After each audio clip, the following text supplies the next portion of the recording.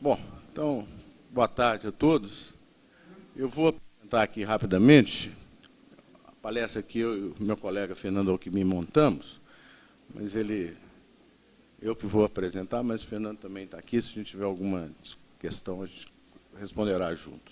A ideia é apresentar para vocês um quadro geológico do quadrilátero ferrífero, quer dizer, o quadrilátero ferrífero sob uma perspectiva geológica, numa linguagem mais acessível aí que a gente conseguir. Próximo, por favor. Bom, então acho que a primeira coisa é o que é o quadrilátero ferrífero, né? De um ponto de vista do geólogo, mesmo geográfico. A gente tem alguma coisa de apontar aqui? Hã? Tinha. Bom, você consegue para mim? Ah, tá. Bom, a resposta está nessa imagem de satélite, né? Se a gente olhar, a forma grosseiramente quadrangular, né? Por isso o nome quadrilátero ferrífero, que é definida por esses alinhamentos de serras com direções distintas, né? A gente tem aqui ao norte a Serra do Curral, que tem uma direção nordeste. Aqui a gente tem a Serra da Moeda, Serra de Ouro Branco, né? Aqui a Serra do Caraça. E esse arranjo, que é uma expressão da geologia do quadrilátero ferrífero, das rochas e da estrutura, né? É que dá essa designação ao quadrilátero, né? Então, se a gente fixar essa imagem e passar para o próximo, por favor, a gente tem uma imagem geológica do quadrilátero ferrífero, um mapa geológico bastante simplificado, evidentemente, né? Que é uma posição clara do que a gente viu da imagem anterior. Então, a gente pode reconhecer 3 grandes unidades geológicas no quadrilátero, né? Eu não vou chateá-los com nomes e muito jargão geológico, mas a gente tem nessa tonalidade aqui o que a gente chama do embasamento dos complexos gnáissicos, essencialmente, são gnáisses, fundamentalmente. A gente pode ver que a maior parte da cidade de Belo Horizonte está em cima, né? Volta um pouquinho para mim, por favor. É ruim esse negócio aqui. A cidade de Belo Horizonte, como vocês podem ver, é aquela mancha roxa ali na parte norte, né? A zona urbana. Próximo, por favor. Não conseguiu o marcador, né? Bom, tudo bem. A gente dá um jeito.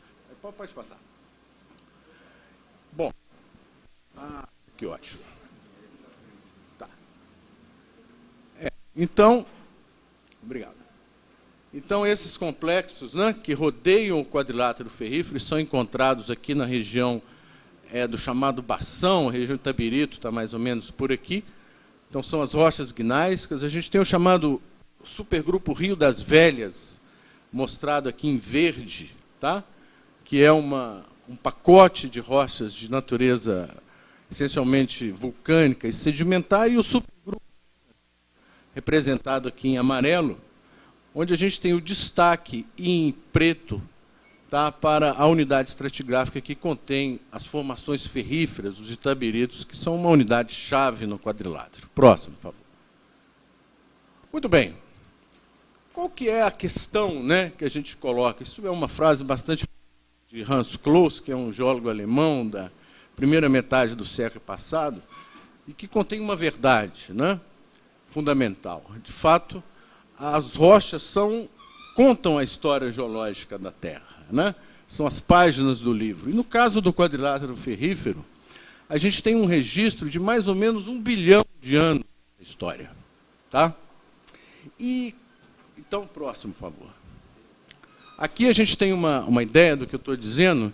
Isso é um artifício que os geólogos usam, que é que a gente chama de uma coluna estratigráfica, como se a gente empilhasse todas as rochas que a gente encontra no quadrilátero numa sequência de idades, né? Da mais velha para a mais nova. E, a gente olhando aqui, muito simplificadamente, não dá, essa coluna do tempo geológico, né? A gente lembrar que a Terra tem em torno de 4,56 bilhões de anos, mais ou menos aquele espaço de tempo entre as duas setas vermelhas é o espaço de tempo que está registrado no quadrilátero ferrífero, é a história contada. E por que isso é tão importante? Qual que é a questão básica, né, da gente ter não só esse espaço de tempo, mas em termos de dimensão, de 1 bilhão de anos, mas colocado nessa posição na coluna geológica? Próximo, por favor. Por uma questão fundamental, né, que está colocada aqui embaixo. A Terra, de fato, é um planeta extremamente dinâmico, né, e em mutação, em constante mutação. Então, nós temos mudanças de natureza cíclica, mas nós temos também mudanças unidirecionais. O tempo geológico, com o tempo geológico, a gente tem mudanças que não têm volta, né? E aqui, esse exemplo, eu gosto sempre de mostrar, às vezes, meus alunos de geologia geral, é particularmente espetacular, né, para demonstrar essa dinâmica do planeta. Evidentemente que todos esses meteoritos que acertaram a Lua, acertaram a Terra, porque a Terra é muito maior que a Lua, não tinha jeito, né, deles terem errado a Lua. E onde é que estão? Não estão. Ah, obrigado. Ah, como é que é isso aqui, João? Não adiantou muito. Hã? Ah, tá. Né? Evidente, se a gente considerar a dinâmica interna da Terra e a dinâmica externa, quer dizer, a ação da hidrosfera, da atmosfera e da biosfera, aqui é hidrosfera, atmosfera e biosfera, tem um erro que eu só vi agora, esse registro foi apagado. A Lua não tem dinâmica, a Lua é um astro morto, né? Quer dizer, a pegada do astronauta americano em 69 está lá até hoje, no mesmo lugar. A Lua não tem atmosfera, não tem hidrosfera, é estático. Próximo, por favor. Muito bem. Então, quando a gente fala da questão das mudanças que são unidirecionais, elas ficam espetacularmente registradas se a gente imaginar, né, o Arquiano, que é essa época da história do planeta, que termina em torno de 2,5 bilhões de anos, onde a gente tinha um planeta muito diferente do que a gente tem hoje, né?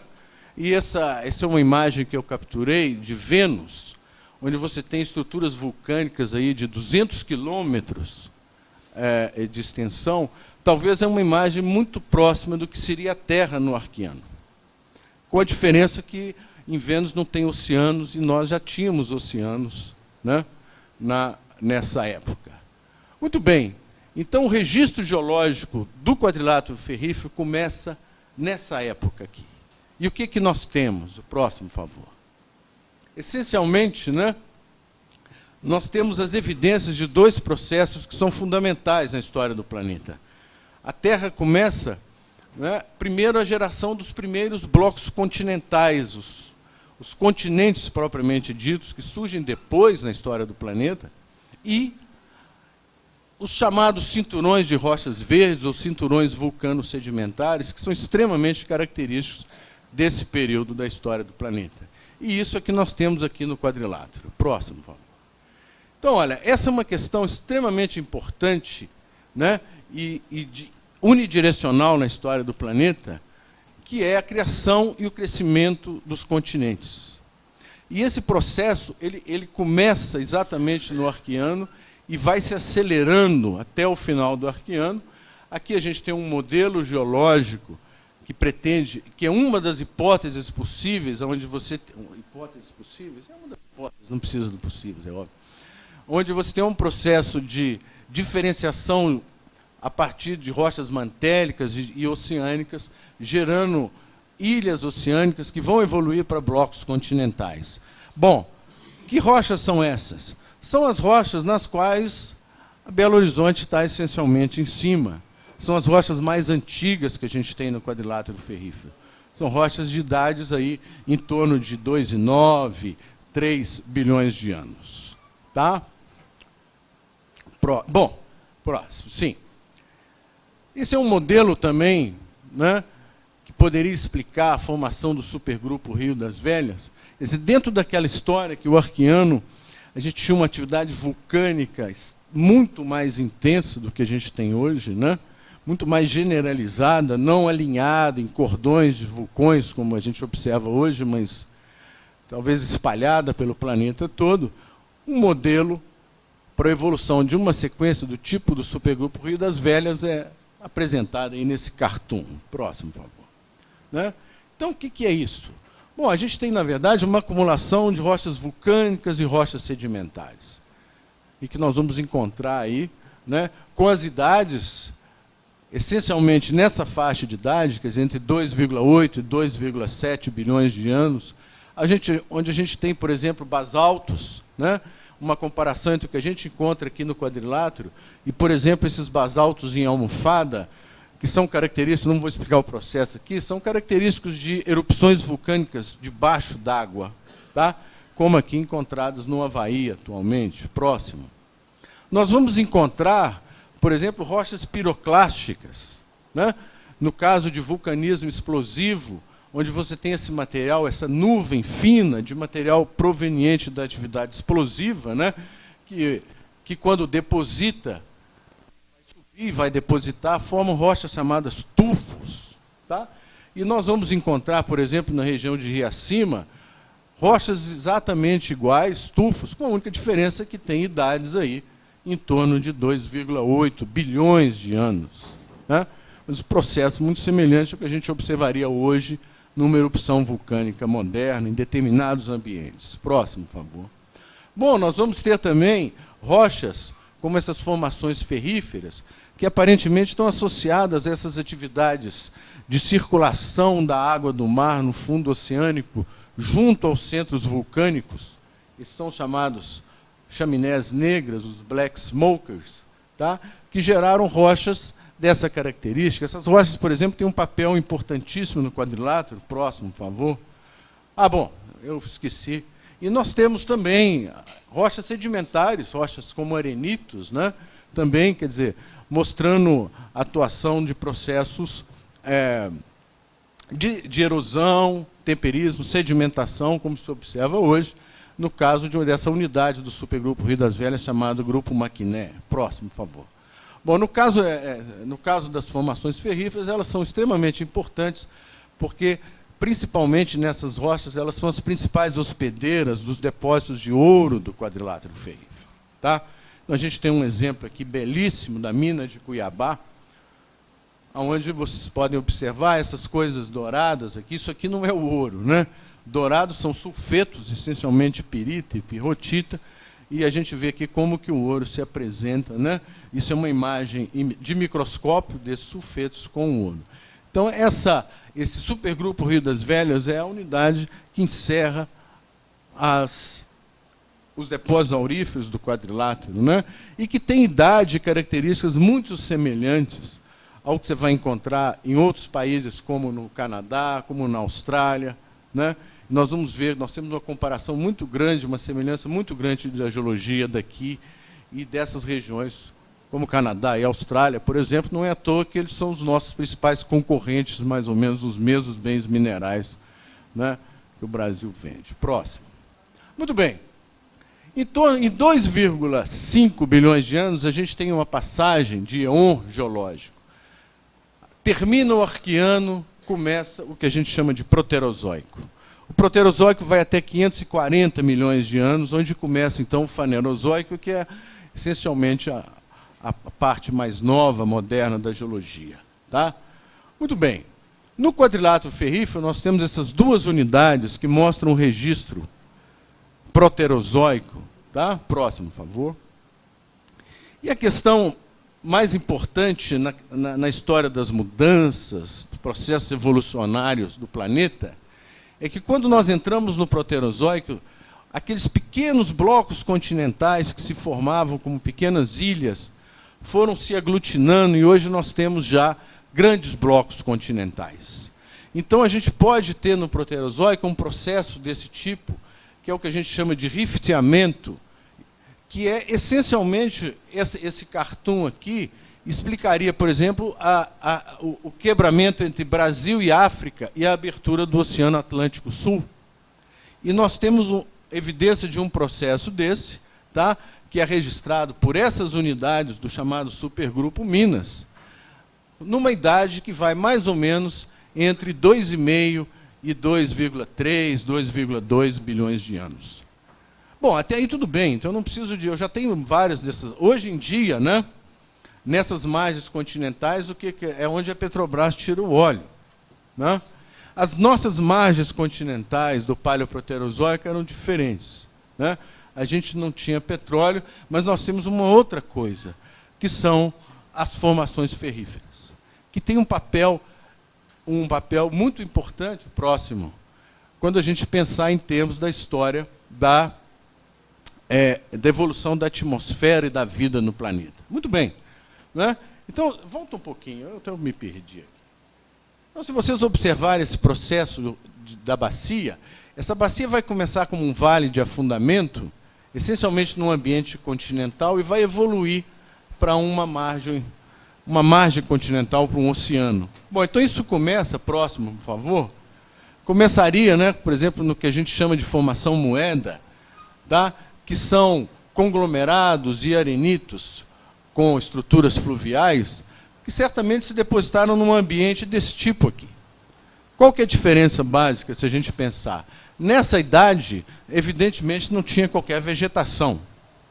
Mas a gente imaginar essas barras de rio, né, e etc., mais ou menos é o que registra essas rochas da chamada formação moeda. Muito bem. Próximo, por favor. Depois a gente entra para... Essa bacia evolui para uma bacia marinha. E aí eu faço uma pequena pausa para a gente comentar isso, que é uma questão fundamental, já que a palestra tem um nome de ecológico, que isso foi a Úrsula que colocou, que é exatamente essa questão que está colocada aqui. A vida, nós temos evidências muito antigas, né? Você imagina, a Terra tem 4,45, 3,45 até mais antigo, nós temos evidências da existência de vida no planeta. A vida surge muito cedo na história do planeta. Mas a vida demora muito para evoluir desses organismos muito simples que surgiram cedo para organismos mais complexos que só vão aparecer muito tempo depois. E qual que é a explicação para isso? A explicação para isso é a questão da evolução da atmosfera. Próximo, por favor. Que mais ou menos eu tentei sintetizar aqui. Quando a vida surge, é óbvio, a vida é exclusivamente marinha, né? A vida terrestre só vai aparecer há 300 e poucos milhões de anos. A vida era marinha, e esses organismos, como eu mostrei anteriormente, são organismos fotossintetizadores, né? Ou fotossintéticos? Não, sintetizadores, né? Eles produzem oxigênio livre. Então nós tivemos, nesse momento, principalmente aqui, tá, o aumento dessa atividade biológica com produção de oxigênio, e esse oxigênio diluído na água oceânica. Ao mesmo tempo, a atmosfera da Terra não tinha, era uma atmosfera nóxica, não tinha oxigênio livre na atmosfera.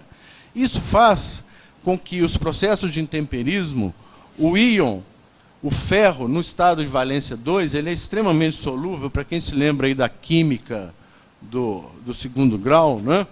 E o ferro é extremamente solúvel no estado 2, como não tinha oxigênio, ele não oxidava, e o ferro também era carreado pelas águas dos rios para o mar.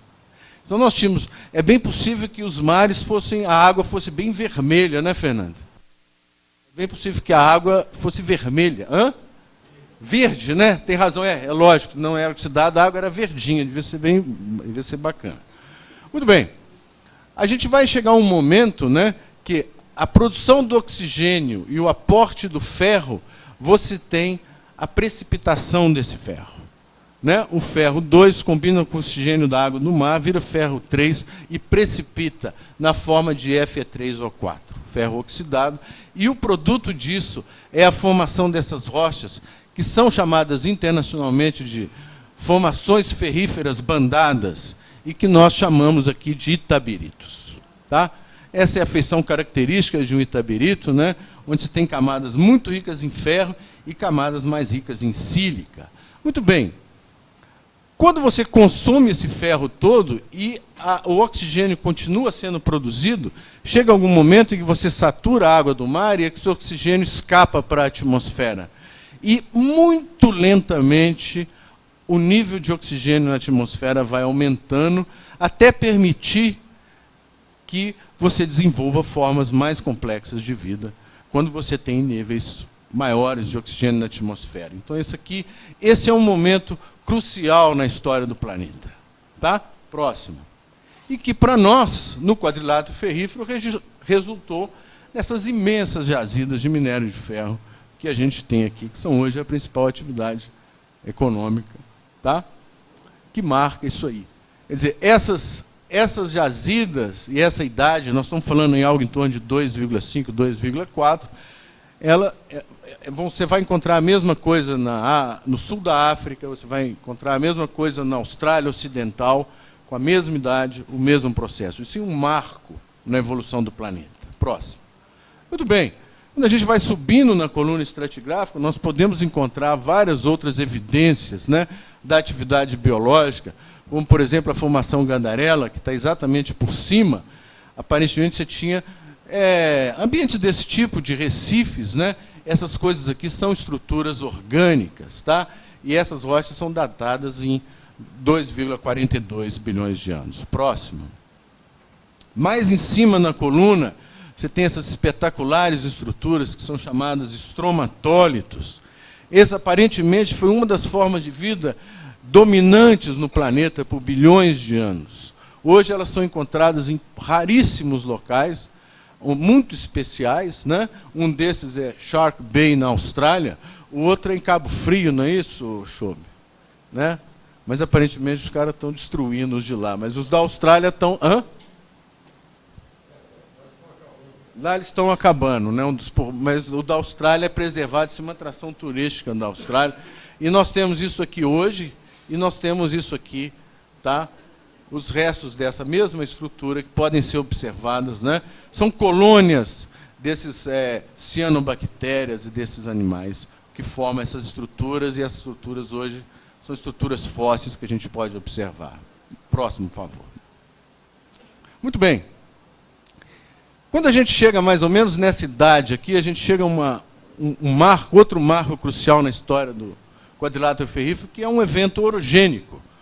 Orogênese é a gênese das montanhas, que é entendido no processo como a gente tem hoje, como a gente entende hoje o mecanismo geológico, num processo em que você fecha uma bacia oceânica, você tem uma colisão de dois blocos continentais e subindo uma cadeia de montanhas. Isso é exatamente o que a gente tem, por exemplo, nos Himalaias hoje, com a Índia se chocando contra o continente asiático. Tá? Então, o que nós vamos ter? Uma cadeia de montanhas. Se a gente tem, isso é uma reconstrução hipotética dos continentes por volta de 2 giga-anos. A gente observa aqui, né, a Austrália Ocidental, o sul da África, a nossa região aqui, tá? Essa região do Canadá, a gente tem muitas semelhanças geológicas, tá? Esses grandes blocos que se formam por esses processos colisionais. Próximo. Bom, quando você tem uma orogênese e sobe uma cadeia de montanhas, uma das coisas que você costuma criar é o que a gente chama de uma bacia molássica. A gente tem isso aqui claramente nos Alpes. A gente tem os Alpes ao fundo, a erosão dos Alpes enchendo de sedimento essa bacia aqui em primeiro plano. Tá?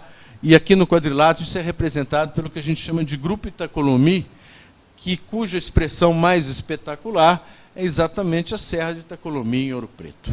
Tá? A Úrsula depois vai mostrar isso melhor. Próximo, por favor. Bom, outra consequência da orogênese é que, evidentemente, as rochas, então, elas sofreram processos deformacionais. As rochas estão deformadas, você tem estruturas. E, no fundo, esse é o condicionante, tá, desse quadro que a gente vê o quadrilátero. Então, de fato, essas serras refletem imensas estruturas, como, por exemplo, eu vou me fixar numa só, que é, aqui a gente tem a Serra da Moeda, aqui a gente tem a Serra de Itabirito, né? Isso aqui é uma imensa dobra sinclinal. Próximo, por favor. Se a gente fizer um perfil geológico, esse é o perfil geológico básico, tá? Onde a gente tem a Serra da Moeda de um lado e a Serra de Itabirito do outro. Então, essas imensas estruturas é que definem, tá, esse arranjo espacial aparentemente bastante, e de fato bastante complexo do quadrilátero. Próximo. E no fundo definem das estruturas em termos cênicas também mais espetaculares, né? As serras nada mais são do que flancos dessas dobras, né? Então, posso terminar, esse é o flanco do sinclinal Moeda, visto, né, do Vale do Paropeba, é uma visão um pouco diferente, que a maioria vê isso quando dá 0,40. Né? Na verdade, é muito mais bonito do outro lado. Próximo. E aqui outra estrutura espetacular, que é o flanco do sinclinal Gandarela, na região nordeste do quadrilátero. Tá? Bom, então a história é essa. Eu espero que eu tenha dado a Úrsula vai detalhar um pouco mais e mostrar realmente as coisas relevantes. A minha intenção aqui foi dar uma ideia geral do contexto, né, em termos de a gente, não sei se eu consegui passar a ideia, né, da importância do quadrilátero, o que ele significa, né, dessas páginas que contam a história do planeta, talvez seja um dos livros mais espetaculares, ou um dos capítulos mais espetaculares que a gente tem. Aliás, isso não é só para nós, né? A experiência que eu tenho todo lugar do mundo que você vai, qualquer geólogo, tem uma coisa que ele conhece: o quadrilatero ferrífero. Não dá outra, né? Só para vocês terem uma ideia, a gente publica artigos em revistas internacionais de alto nível, e a gente escreve em português, com todos os acentos, quadrilátero, ferrífero, e todo mundo entende. Não tem que chamar Iron Quadrangle, não. Todo mundo sabe quem é. Qualquer geólogo no mundo sabe o que é o quadrilátero ferrífero. Tá? Obrigado, gente.